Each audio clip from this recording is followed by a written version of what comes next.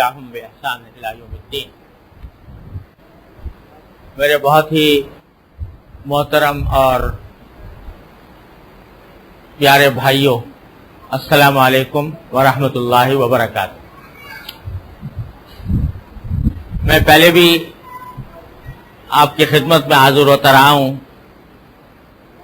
یہ گوٹھ ہمارے ایک بہت ہی کرم فرما حاجی شمبے صاحب مرحوم کی یادگار ہے، اور ان سے ہمارا تعلق 60 سال پرانا ہے۔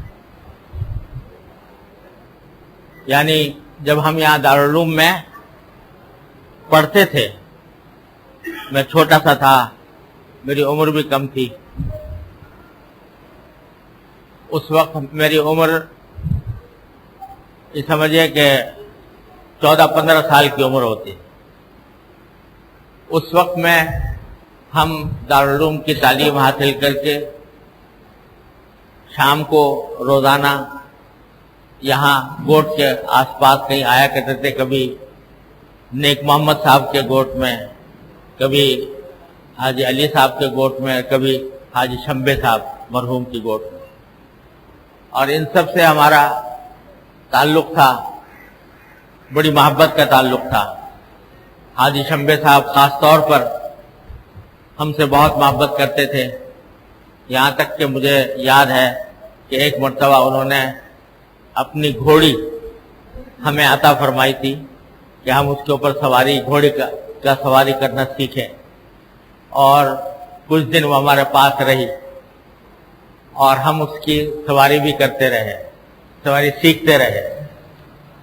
آخرکار وہ گھوڑی جو ہے وہ یہاں سے مانوس تھی، تو اچانک ایک دن غائب ہو گئی۔ ہم پریشان ہوئے اور حاجی شمبے صاحب مرحوم کے پاس آئے، اور ہم نے کہا کہ وہ گھوڑی تو پتہ نہیں کہاں چلی گئی۔ انہوں نے کہا آپ کوئی فکر نہ کریں، وہ اپنی جگہ پر آئے گی، جہاں بھی گئی ہوگی واپس یہیں آئے گی۔ چنانچہ وہ پھر واپس آ بھی گئی۔ تو اس وقت سے ہمارا اس گوٹھ کے ساتھ تعلق ہے۔ اللہ تعالیٰ ان کی مغفرت فرمائے، ان کے درجات بلند فرمائے۔ ان کے صاحبزادوں سے بھی الحمدللہ تعلق رہا، وہ ان میں سے معلوم ہوا کہ ایک صاحب بیمار ہیں، اللہ تعالیٰ ان کو صحت و عافیت کاملہ عطا فرمائے۔ اور یہ منصور صاحب جو مجھے لے کر آئے ہیں، یہ ان کے پوتے ہیں۔ اس مسجد کی تعمیر کے موقع پر بھی میں حاضر ہوتا رہا ہوں، اور اپنی سی کوئی خدمت اگر بن پڑی تو اس کے لیے بھی کوشش کی ہے۔ میں آپ سب حضرات کو مبارکباد پیش کرتا ہوں کہ ماشاءاللہ آپ نے بڑی اچھے انداز میں اس مسجد کی تعمیر مکمل کی۔ اللہ تعالیٰ آپ کو اس کی بہت بڑی جزا عطا فرمائے۔ اور یہاں ماشاءاللہ ایک تو الحمدللہ 5 وقت کے نمازوں کا سلسلہ ہے، اسی کے ساتھ میں نے یہ بھی عرض کیا تھا کہ یہاں بچوں کی پڑھائی کا بھی سلسلہ ہونا چاہیے، وہ بھی الحمدللہ قرآن شریف وغیرہ کی تعلیم کا سلسلہ یہاں پر جاری ہے۔ اللہ تعالیٰ سب کو اس کی توفیق عطا فرمائے۔ بات ساری یہ ہے کہ ہم میں سے ہر ایک کو ایک نہ ایک دن اس دنیا سے جانا ہے۔ کتنا ہی آدمی مال جمع کر لے، اسباب جمع کر لے، دولت کما لے، کچھ بھی کر لے، کتنا بڑا سرمایہ دار ہو، کتنا بڑا دولت مند ہو، کتنا بڑا زمیندار ہو، کتنا بڑا حکمران ہو، آخر ایک دن دنیا کو چھوڑ کے جانا ہے۔ اور پھر جانے کے بعد ایک ایسی زندگی آنے والی ہے جو ہمیشہ رہے گی، کبھی ختم نہیں ہوگی۔ اور اس میں یا تو اللہ تبارک و تعالیٰ اگر ایمان اور نیک عمل کرنے کی توفیق عطا فرمائے تو ہمیشہ کے لیے خوشیاں ہی خوشیاں ہیں، راحتیں ہی راحتیں ہیں، آرام ہی آرام ہے، جنت کا آرام۔ اور یا پھر اگر خدا نہ کرے ہم نے زندگی میں اللہ تبارک و تعالیٰ کی نافرمانی کی تو عذاب ہے، جہنم کا عذاب ہے، اللہ بچائے۔ وہ ایسا عذاب ہے کہ کوئی بھی انسان اس کو سہار نہیں سکتا۔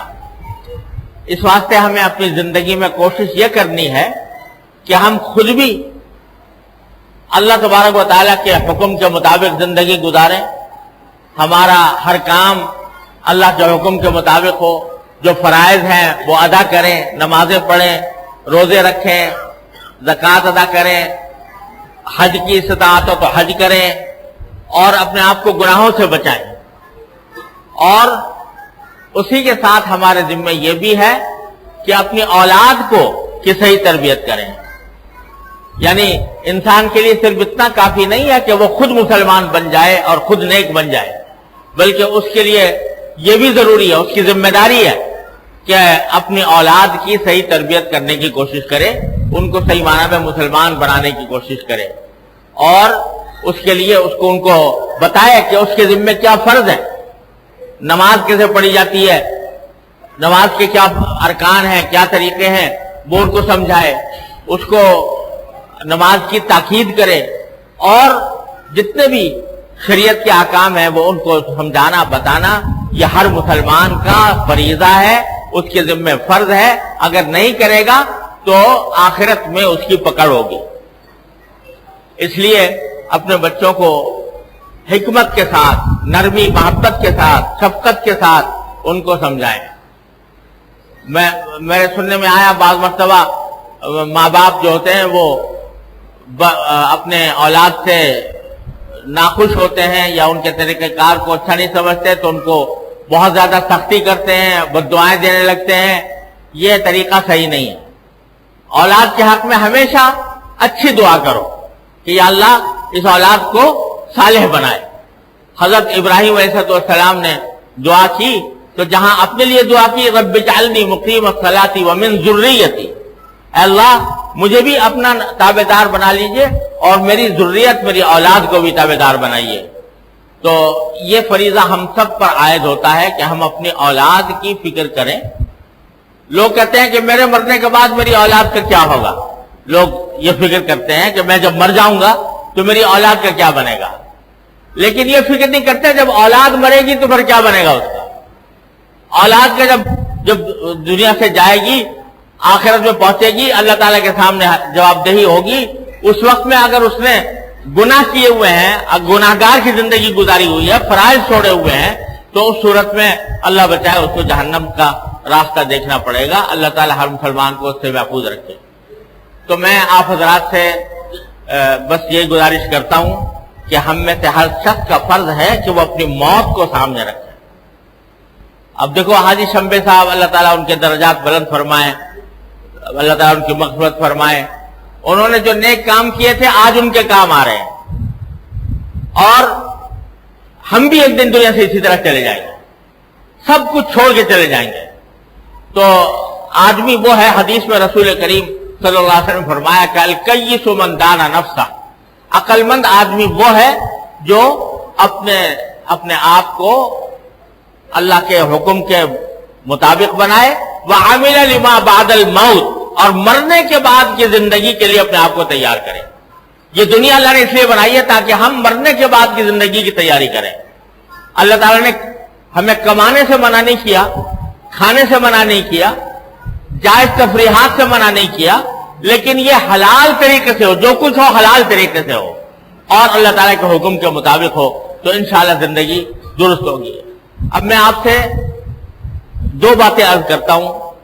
اللہ تعالیٰ مجھے بھی اس پر عمل کرنے کی توفیق عطا فرمائے، آپ کو بھی توفیق عطا فرمائے. انشاءاللہ اس کا فائدہ ہوگا اگر اس کے اوپر عمل کر دیا. مختصر بات ہے، بہت آسان ہے، کوئی دشوار نہیں ہے، لیکن عمل کرنے کی ضرورت ہے. وہ یہ کہ جب صبح کو اٹھیں، فجر کی نماز پڑھیں، تو فجر کی نماز کے بعد اللہ تعالیٰ سے دعا کریں، یا اللہ آج کا دن شروع ہو رہا ہے، میں آپ سے یہ دعا کرتا ہوں کہ میرا یہ دن آپ کی مرضی کے مطابق گزرے، حلال طریقے سے گزرے، اور میرے ذمہ جو فرائض ہیں وہ صحیح ادا ہوں اور گناہ مجھ سے سرزد نہ ہو. میں ارادہ بھی کرتا ہوں اور آپ سے گناہ یہ دعا بھی مانگتا ہوں.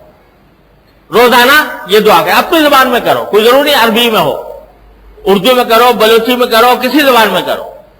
اللہ تعالیٰ ہر زبان سنتا ہے، تو اس کا یہ دعا کرو. اور پھر دن کے اندر کوشش کرو کہ جو حلال طریقے ہیں وہ اختیار ہوں، گناہوں سے بچیں. اور رات کو سونے سے پہلے پھر چند منٹ کے لیے اللہ تبارک و تعالیٰ کے حضور حاضر ہو کر، یا اللہ آپ نے مجھے آج یہ اتنی نعمتیں عطا فرمائی، مجھے کھانا اچھا دیا، مجھے گھر والے اچھا الحمدللہ اچھے ہیں، مجھے سے میری صحت اچھی ہے، یہ سب کر کے اور پھر دعا کریں کہ اللہ اگر میرے دن میں مجھ سے کوئی گناہ سرزد ہوا ہے تو میں آپ سے توبہ کرتا ہوں، استغفار کرتا ہوں. یہ دو کام کریں. فجر کے بعد دعا اور کہ یا اللہ سارا دن میرا آپ کی مرضی کے مطابق گزرے. رات کو اللہ تعالی سے کہ نعمتوں کا شکر، اور ساتھ میں یا اللہ اگر اس دن بھر میں مجھ سے کوئی غلطی ہوئی ہے تو اللہ مجھے معاف فرما دیجئے، میں توبہ کرتا ہوں، میں استغفار کرتا ہوں. یہ کر کے سو جاؤ. تو انشاءاللہ یہ روزانہ اگر یہ عمل کریں گے ہر آدمی کرے گا، انشاءاللہ اس کی زندگی میں بھی تبدیلی آئے گی. انشاءاللہ اللہ تعالیٰ کی رحمت سے پھر اللہ تعالیٰ جب اپنے پاس بلائیں گے تو انشاءاللہ اللہ تعالیٰ جنت عطا فرمائیں گے، جہنم کے عذاب سے ہمیں محفوظ رکھیں گے.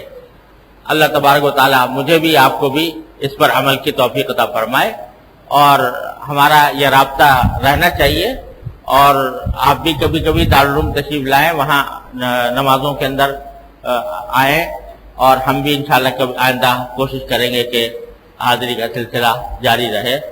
اور میں ان کا منصور صاحب کا بہت شکر گزار ہوں کہ انہوں نے مجھے یہاں آنے کی دعوت دی. اللہ تبارک و تعالیٰ ان کو، ان سارے خاندان کو، آپ سب حضرات کو دین و دنیا کی صلاح و فلاح اور بہتری عطا فرمائے. وآخر دعوانا الحمدللہ.